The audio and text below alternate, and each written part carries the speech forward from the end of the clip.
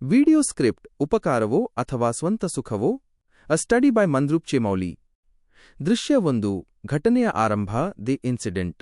ಹಿನ್ನೆಲೆಯಲ್ಲಿ ಮಳೆಯ ಶಬ್ದ ಮತ್ತು ಗಾಡಿಯ ಹಾರ್ನ್. ಐನ್ಸ್ಟೈನ್ ಅವರ ಕಾರು ನಿಲ್ಲುತ್ತದೆ. ನಿರೂಪಕ ನರೇಟರ್. ಒಂದು ದಿನ ಮಹಾನ್ ವಿಜ್ಞಾನಿ ಐನ್ಸ್ಟೈನ್ ಅವರು ಮಳೆಯಲ್ಲಿ ಕಾರಿನಲ್ಲಿ ಹೋಗುತ್ತಿದ್ದರು. ದಾರಿಯಲ್ಲಿ ಒಂದು ಹಂದಿ ಮರಿ ಕೆಸರಿನಲ್ಲಿ ಸಿಕ್ಕಿ ಹಾಕಿಕೊಂಡು ಕಿರುಚುತ್ತಿರುವುದನ್ನು ಕಂಡರು. ಕೂಡಲೇ ಐನ್ಸ್ಟೈನ್ ಕಾರಿನಿಂದ ಇಳಿದು ತಮ್ಮ ಬೆಲೆಬಾಳುವ ಕೋಟು ಮತ್ತು ಬಟ್ಟೆಗಳನ್ನು ಕೆಸರು ಮಾಡಿಕೊಂಡು ಆ ಮರಿಯನ್ನು ಮೇಲೆತ್ತಿ ಸುರಕ್ಷಿತ ಜಾಗಕ್ಕೆ ಬಿಟ್ಟರು. ದೃಶ್ಯ 2. ಜನರ ಆಶ್ಚರ್ಯ ಮತ್ತು ಡ್ರೈವರ್ ಮಾತು. ಕಾರ್ಯಕ್ರಮದ ಸ್ಥಳಕ್ಕೆ ಕಾರು ತಲುಪುತ್ತದೆ. ಐನ್ಸ್ಟೈನ್ ಅವರ ಮೈಮೇಲೆಲ್ಲ ಕೆಸರು ಹಾರಿದೆ.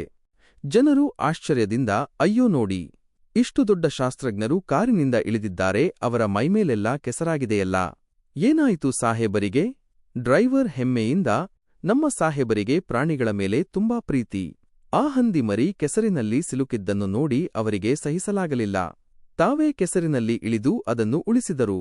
ನೋಡಿ ನಮ್ಮ ಸಾಹೇಬರು ಎಷ್ಟು ದೊಡ್ಡ ಪ್ರಾಣಿಪ್ರೇಮಿ, ಪ್ರಾಣಿಮಿತ್ರ.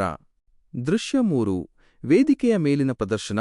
Show of culture. ಸಭಾಂಗಣದಲ್ಲಿ ಸಂಘಟಕರು ಐನ್ಸ್ಟೈನ್ ಅವರ ಗುಣಗಾನ ಮಾಡುತ್ತಿದ್ದಾರೆ. ಸಂಘಟಕರು ಮೈಕ್ನಲ್ಲಿ, ಬಂಧುಗಳೇ, ಇಂದಿನ ನಮ್ಮ ಅತಿಥಿಗಳು ಕೇವಲ ಪುಸ್ತಕದ ಜ್ಞಾನಿಗಳಲ್ಲ, ಅವರು ಮಹಾನ್ ದಯಾಳುಗಳು. ಬರುವ ದಾರಿಯಲ್ಲಿ ಅವರು ತಮ್ಮ ಜೀವದ ಹಂಗು ತೊರೆದು ಆ ಪ್ರಾಣಿಯನ್ನು ಉಳಿಸಿದ್ದಾರೆ. ಇಂತಹ ಉಪಕಾರ ಮಾಡುವ ಗುಣ ಎಲ್ಲರಲ್ಲೂ ಇರುವುದಿಲ್ಲ. ಜನರು ಜೋರಾಗಿ ಚಪ್ಪಾಳೆ ತಟ್ಟುತ್ತಾ, ವಾಹ್, ಎಂತಹ ದೊಡ್ಡ ಉಪಕಾರ.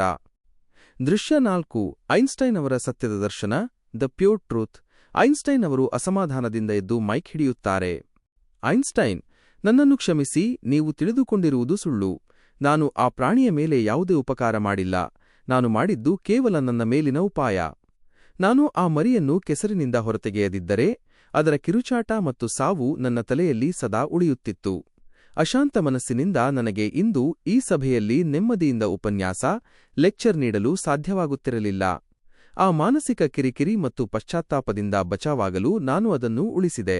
ಅಂದರೆ ನಾನು ಆ ಪ್ರಾಣಿಗಾಗಿ ಅಲ್ಲ, ನನ್ನ ಸ್ವಂತ ಶಾಂತಿಗಾಗಿ ಅದನ್ನು ಮಾಡಿದೆ. ದೃಶ್ಯ 5. ಮಂದ್ರೂಪ್ ಚೇಮಾಲಿ ಅವರ ವಿಶ್ಲೇಷಣೆ. The examination. ನಿರೂಪಕರು ಕ್ಯಾಮೆರಾದ ಮುಂದೆ ಸಮಾಜದ ಕಟು ಸತ್ಯ ಬಿಚ್ಚಿಡುತ್ತಾರೆ.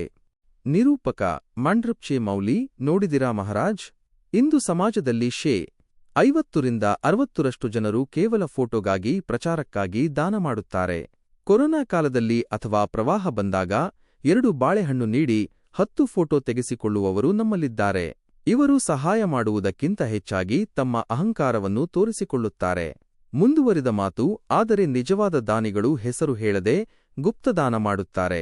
ನಮಗೆ ಯಾವುದಾದರೂ ಕಷ್ಟ ಕಂಡಾಗ ನಮ್ಮ ಮನಸ್ಸಿಗೆ ಆಗುವ ಸಂಕಟವನ್ನು ದೂರ ಮಾಡಲು ನಾವು ಸಹಾಯ ಮಾಡುತ್ತೇವೆ. ಅಂದರೆ ನಾವು ಯಾರ ಮೇಲೂ ಉಪಕಾರ ಮಾಡಲಾರೆವು, ನಾವು ನಮ್ಮ ಮೇಲೆಯೇ ಉಪಾಯ ಮಾಡಿಕೊಳ್ಳುತ್ತೇವೆ. ದೃಶ್ಯ 6. ಸಮರ್ಥ ರಾಮದಾಸ ಸ್ವಾಮಿಗಳ ವಿಚಾರ. Final conclusion. ನಿರೂಪಕ. ಸಮರ್ಥ ರಾಮದಾಸ ಸ್ವಾಮಿಗಳು ಹೇಳಿದಂತೆ ನಾವು ಮೊದಲು ನಮ್ಮ ಮನಸ್ಸಿಗೆ ಉಪದೇಶ ಮಾಡಿಕೊಳ್ಳಬೇಕು. ಮನಸ್ಸಿನ ಶ್ಲೋಕ. ನಾವು ನೀಡುವ ಪ್ರತಿಯೊಂದು ದಾನವೂ ನಮ್ಮ ಮನಸ್ಸಿನ ಅಶಾಂತಿಯನ್ನು ದೂರ ಮಾಡುವ ಒಂದು ಉಪಾಯ ಅಷ್ಟೇ. ಆದ್ದರಿಂದ ನಾನು ಉಪಕಾರ ಮಾಡಿದೆ ಎಂಬ ಅಹಂಕಾರ ಬೇಡ. ರಾಮಕೃಷ್ಣ ಹರಿ. ಮಂದ್ರೂಪ್ ಚೇಮಾಲಿ.